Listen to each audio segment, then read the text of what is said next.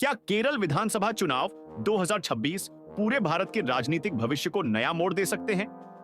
केरल, जिसे विकास का मॉडल राज्य माना जाता है, इस बार एक निर्णायक राजनीतिक युद्धभूमि के रूप में सामने आया है। महिलाओं और युवाओं की बढ़ती भूमिका और जातीय और धार्मिक समीकरणों के बीच यह चुनाव केवल एक क्षेत्रीय मुद्दा नहीं रह गया है। बीजेपी, वामपंथी मोर्चा और कांग्रेस के गठबंधन के बीच यह संघर्ष हमें भारत की राजनीति के भावी दिशा के बारे में क्या बताता है? आइए न्यूज चैनल के इस विशेष कार्यक्रम में गहराई से इस पर चर्चा करते हैं। केरल की राजनीति में क्या हो रहा है? क्या आप जानते हैं कि 2026 में हर दूसरा मतदाता युवा है और 53% से अधिक महिलाएं हैं? यह राज्य, जिसने केरल मॉडल के लिए दुनिया भर में सराहना प्राप्त की है, आज अपने राजनीतिक और सामाजिक दृष्टिकोण को लेकर एक मुहाने पर खड़ा है। वामपंथी मोर्चा और कांग्रेस के गठबंधन के बीच चुनावी जंग एक नई दिशा में जा रही है, जिसमें बीजेपी अपने पैर जमाने की कोशिश कर रही है। लेकिन सवाल है कि क्या यह चुनाव केवल सत्ता की लड़ाई है या इससे भारत का राजनीतिक भविष्य भी निर्धारित होगा? आइए इस मुद्दे पर गहराई से विचार करें। इस साल केरल विधानसभा के 140 सीटों के लिए चुनाव होने जा रहे हैं।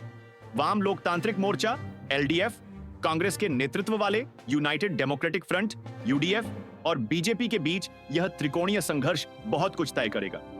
सरकारी आंकड़ों के अनुसार राज्य में 2021-2026 के बीच सामाजिक न्याय और स्वास्थ्य पर प्रति व्यक्ति सरकारी खर्च में 85% वृद्धि हुई है, जो कि एक सकारात्मक संकेत है।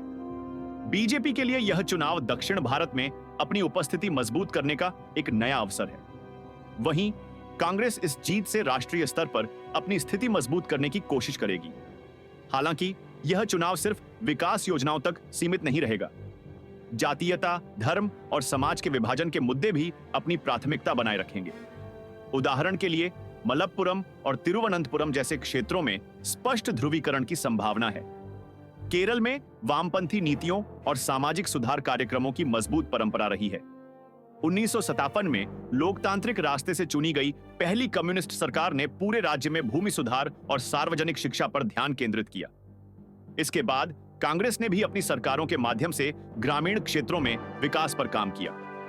हाल ही के वर्षों में केरल कई चुनौतियों का सामना कर चुका है, जैसे कि बाढ़, कोविड-19 महामारी और बेरोजगारी। इन सभी ने राज्य की अर्थव्यवस्था और जन सामान्य की मानसिकता को गहराई से प्रभावित किया है।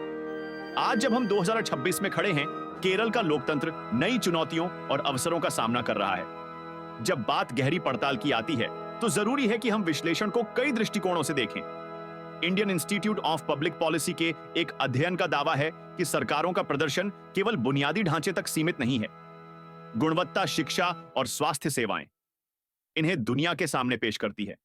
दूसरी ओर, कई उद्योग विशेषज्ञों का मानना है कि केरल का मजबूत ट्रेड यूनियन कल्चर उद्योगों के लिए एक चुनौती बन सकता है। लेकिन कुछ समाजशास्त्रियों का मत है कि यह राजनीतिक जागरूकता और समाज के बीच संवाद को सुरक्षित करता है। चुनाव का असर आम जनता के जीवन पर पड़ेगा। उदाहरण के लिए, कम आय वाले वर्ग के लिए स्वास्थ्य सेवाएं क्या सस्ती रहेंगी? युवा मतदाताओं के लिए रोजगार की स्थिति में क्या सुधार देखने को मिलेगा? इसके अलावा देश भर में राजनीतिक परिदृश्य क्या बनता है, यह भी बेहद महत्वपूर्ण होगा। एक मजबूत विपक्ष केंद्र सरकार की नीतियों को सवालों के दायरे में लाने में मददगार हो सकता है। भारत का राजनीतिक भविष्य इन चुनाव परिणामों से गहराई से जुड़ा हुआ है। संभावना है कि एलडीएफ और यूडीएफ दोनों में से किसी एक की निर्णायक जीत इन मुद्दों पर नई नीतियों को जन्म दे सकती है। विशेषज्ञों का मानना है कि यदि केंद्र और राज्य के संबंधों में सुधार होता है, तो इसका देश के अन्य राज्यों पर भी सकारात्मक प्रभाव होगा। इसके अलावा दक्षिण भारत में बीजेपी की वृद्धि दर क्या आकार लेगी, यह उत्सुकता का विषय रहेगा। आखिरकार, केरल का चुनाव केवल क्षेत्रीय राजनीति तक सीमित नहीं रहेगा, बल्कि यह भारत का राजनीतिक भविष्य भी तय करेगा। इन विश्लेषणों से हमें समझ में आता है कि जनता का ध्यान केवल विकास पर नहीं, बल्कि सामाजिक और आर्थिक नीतियों के क्रियान्वयन पर भी है। हम इस पर और गहराई से चर्चा करेंगे, लेकिन तब तक आप न्यूज चैनल के साथ जुड़े रहें। हमारा चैनल सब्सक्राइब करना न भूलें